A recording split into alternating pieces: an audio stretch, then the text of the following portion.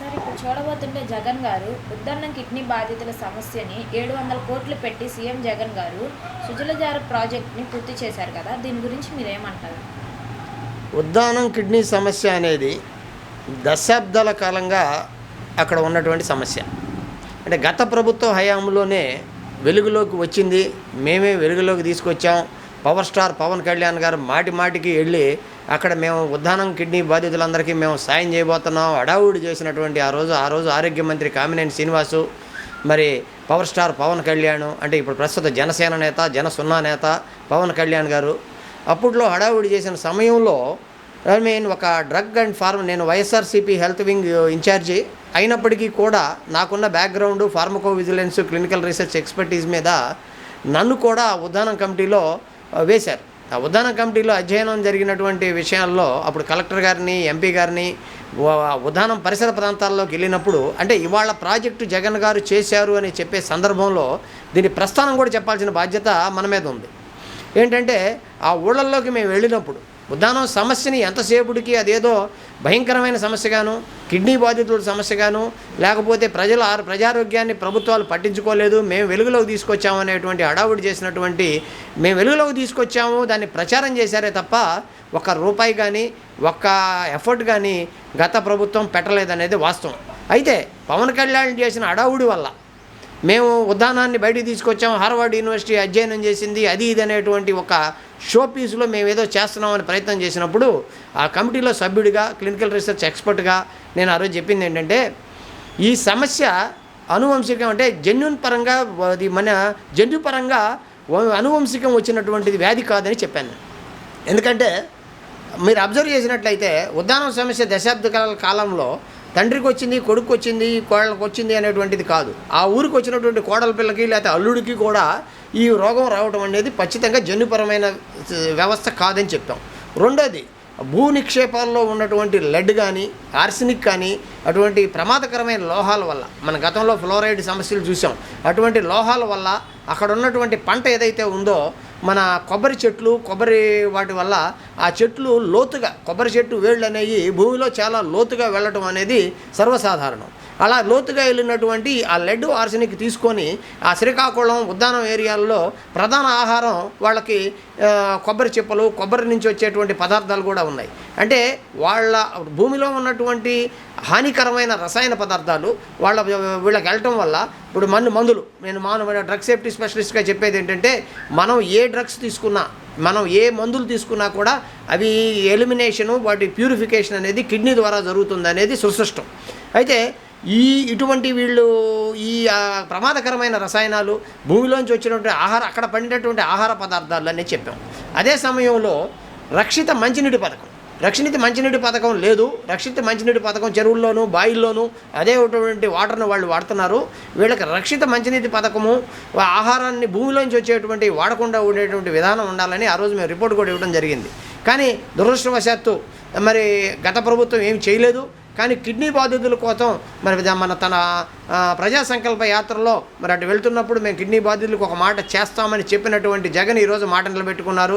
నేను విన్నాను అనేటువంటి కాన్సెప్ట్ తోటి జగన్ గారు మరి ఈరోజు వరకు హామీల్లో 90% పూర్తి చేశారు అనే దానికంటే ఇవాళ ఇంకొక వ్యత్యాసం ఏంటంటే, ఇంత మంచి project national kidney research centre కానీ, అదే సమయంలో అక్కడ 200 పడకల ఆసుపత్రి కానీ, అత్యాధునికమైన పరికరాలతో ఒక జాతీయ స్థాయిలో ఉన్నటువంటి సంస్థని అక్కడ నెలకొల్పినప్పటికీ కూడా మరి మీడియా పరంగా కానీ, పార్టీ పరంగా కానీ, మరి ప్రభుత్వ పరంగానే కానీ సరైన ప్రచారం కల్పించడంలో మన జగన్ ప్రభుత్వం విఫలమైందనే మాట కూడా నేను చెప్తా ఉన్నా.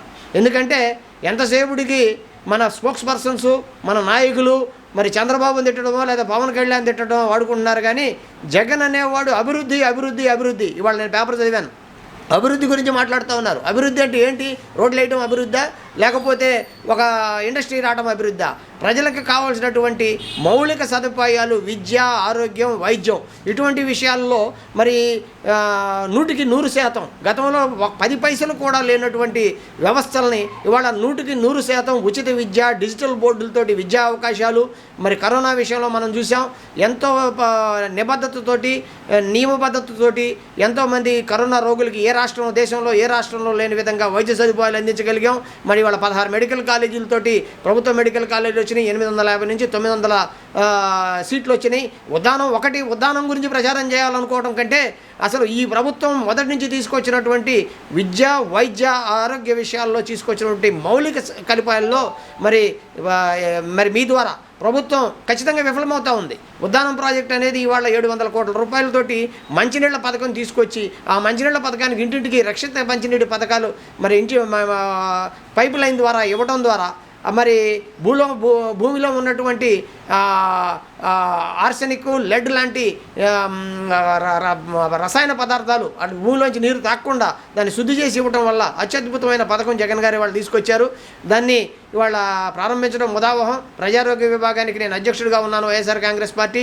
అదేవిధంగా clinical research scientist NRI for last 14 years నేను యుఎస్లో పనిచేసి వచ్చాను. కానీ 2 విషయాల్లో నేను నేరుగా ఈ ప్రభుత్వాన్ని ప్రశ్నిస్తూ ఉన్నా. ఏంటంటే ఇప్పుడు ఉన్నటువంటి పార్టీ కోసం పనిచేసినటువంటి 10-15 ఏళ్ళు 25 ఏళ్ళుగా పనిచేసినటువంటి నిబద్ధత గల మాబోటి వాళ్ళకి కొంత పరిస్థితి వాడు మమ్మల్ని వాడుకునే పరిస్థితి కానీ లేకపోతే గుర్తింపు వచ్చేటువంటి పరిస్థితి కానీ లేదు. ఈ పరిస్థితులన్నిటి కూడా చేసుకొని ఉద్దానం ప్రాజెక్ట్ అనేది అద్భుతమైన ప్రాజెక్టుగా చేస్తూ ఉద్దానం ఒకటే కాదు, వైద్య, ఆరోగ్య, విద్య విషయాల్లో ఈ ప్రభుత్వం చేస్తున్న విషయాల్లో తగు ప్రచారం కల్పించుకోవడానికి వాళ్ళు చర్యలు తీసుకోవాలని ప్రభుత్వం కానీ పార్టీ కానీ చర్యలు తీసుకోకపోతే మరి దానివల్ల ఉపయోగం ఉండబోదని కూడా నేను స్పష్టం చేస్తాను. సార్, ఎంతోమంది ముఖ్యమంత్రులు వచ్చినా చేయలేని పని జగన్ గారు చేశారు కదా, ఎలా అనిపిస్తుంది సార్? ఈ ఒక్క పనే చేశాడు జగన్ వచ్చి. ఎంతోమంది ముఖ్యమంత్రులు చేయలేని పని. ఎంతోమంది ముఖ్యమంత్రులు ప్రభుత్వ బళ్ళు పెట్టలేదు, ఎంతోమంది ముఖ్యమంత్రులు ప్రభుత్వ ఆసుపత్రులు సరి చేయలేదు, ఎంతోమంది ముఖ్యమంత్రులు పేదలకి ఒకటో రోజు ఇంటి దగ్గర వాలంటీర్లుగా పెన్షన్ ఇవ్వలేదు. ఈ ఒక్క ఉదాహరణాన్ని ఎందుకు అనుకోవాలి మనం? ఎంతోమంది ముఖ్యమంత్రులు చేయలేని పనులు ఎన్నో జగన్ చేశాడు. కాకపోతే తాను ఇచ్చిన మాట నిలబెట్టుకోవడానికి మరి 90% చేశామన్నది వాళ్ళ 90%కి వెళ్ళిందా? ఉద్దానం అనేది ఒక మైలు రాయి మాత్రమే. జగన్ చేసిన పనుల్లో ఎంతోమంది ముఖ్యమంత్రులు చేసిన చేయలేని, చేయకూడని, చేయరాదనుకున్నటువంటి పనుల్ని జగన్ ఈరోజు చేశాడు. అంటే ఉద్దానం ప్రాజెక్ట్ అనేది ఖచ్చితంగా ఆ ప్రాంతంలో ఉన్నటువంటి ఉద్దానం అంటే ఒక ఊరు కాదు. ఉద్దానం అనేది ఒక 7-8 మండలాల సమూహం. అది ఆ సమూహాన్ని అక్కడ మేము క్షేత్రస్థాయిలో గత ప్రభుత్వంలో కమిటీ మెంబర్లుగా మేము అంతా తిరిగి పరిస్థితి అధ్యయనం చేసిన వాడిగా చెప్తా ఉన్నా. అది ఒక దీర్ఘకాలంగా కొన్ని 50-60 సంవత్సరాలుగా ఉన్నటువంటి ఆరోగ్య సమస్యలను పరిష్కరించేటువంటి విధంగా ఇది తొలి ప్రాజెక్టు. దీనికంటే ముందు మీరు ఉద్దానం మంచినీటి పథకం గురించి మాట్లాడుతూ ఉన్నారు. గత 4 ఏళ్లుగా జరిగినటువంటి అక్కడ క్లినికల్ రీసెర్చ్ సెంటర్లు కానీ అక్కడ ఉన్నటువంటి PHCల్లో అక్కడ ఉన్నటువంటి ప్రైమరీ హెల్త్ కేర్ సెంటర్లలో కూడా మందుల సప్లై జరుగుతుందనే విషయాన్ని మీరు మర్చిపోతూ ఉన్నారు.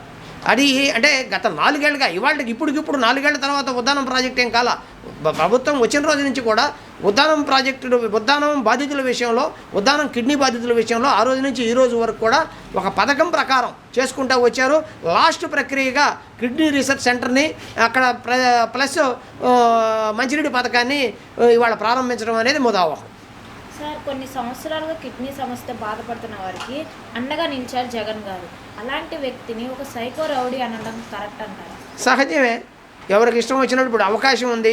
90% మీడియా వాళ్ళ చేతిలో ఉంది. 10% మీడియా, 10% కూడా లేనటువంటి మీడియాలో నేను ఇందాకనే చెప్పాను మీకు 2 విషయాలు. వాళ్ళు ఏమన్నారు అనే దానికంటే కూడా అవతల వాళ్ళు ఏమన్నారు అనే దానికంటే తిప్పికొట్టే మెకానిజంలో మనం చేసే పనులు చెప్పుకోవడంలో ప్రభుత్వం వైఫల్యం చెందుతుంది అని నేను చెప్తా ఉన్నా. ఎందుకంటే వాళ్ళు సైకో అన్నారా, లేకపోతే వీళ్ళు వాళ్ళని బూతులు తిట్టారా, వాళ్ళు వీళ్ళని బూతులు తిట్టారా అనేది కాదు. రాజకీయాల్లో సత్సాంప్రదాయంలో వాళ్ళన్నారు వీళ్ళన్నారు కాదు. ఇక్కడ ప్రభుత్వ బాధ్యత, ప్రజలకి మౌలిక వసతులు, వాళ్ళకి కావాల్సినటువంటి సౌకర్యాలు కల్పించడం అనేది ప్రభుత్వ బాధ్యత. ఆ ప్రకారంగా జగన్ తన విధిని 100% పాడు విద్య, వైద్యం, ఆరోగ్యం, మరి వయోవృద్ధులు, వికలాంగులు, సమాజంలో ఉన్న రకరకాల పౌరులందరికీ ఆయన చేసి పెట్టారు. చేసి పెట్టిన దానికి పక్కన వాళ్ళు విమర్శిస్తున్నారు అంటే నాకు కనపడిన లోపం, అంటే మీరు లోపాన్ని మరి ప్రభుత్వం దృష్టికి తీసుకెళ్తారో లేదో నాకు తెలియదు, కానీ స్పోక్స్ పర్సన్స్ కానీ లేకపోతే తీసుకునేటువంటి టీంలో కానీ సమర్థులైన వాళ్ళని ఎన్నుకోవడంలో ఈ ప్రభుత్వం కానీ ఈ పార్టీ కోసం పనిచేసిన వాళ్ళకి పార్టీ కోసం సబ్జెక్ట్ ఉన్న వాళ్ళని విస్మరించిందని మాత్రం నేను ఓపెన్గా చెప్తున్నాను. అది చేసుకోలేని రోజున సమర్థన బూతులు ఆడ సైకో అన్నాడని నువ్వు లోఫర్ అంటావు, నువ్వు లోఫర్ అన్నావని వాడు ఇంకోటి అంటాడు. ఇది దీనివల్ల కాదు జరగాల్సింది. మనం చేసిన పని సమర్థవంతంగా చెప్పుకోవడంలో ప్రభుత్వం కానీ పార్టీ కానీ వైఫల్యం అవుతుంది. మా బోటి వాళ్ళ మాటలు వింటే ఏమైనా ఉపయోగం ఉంటుంది.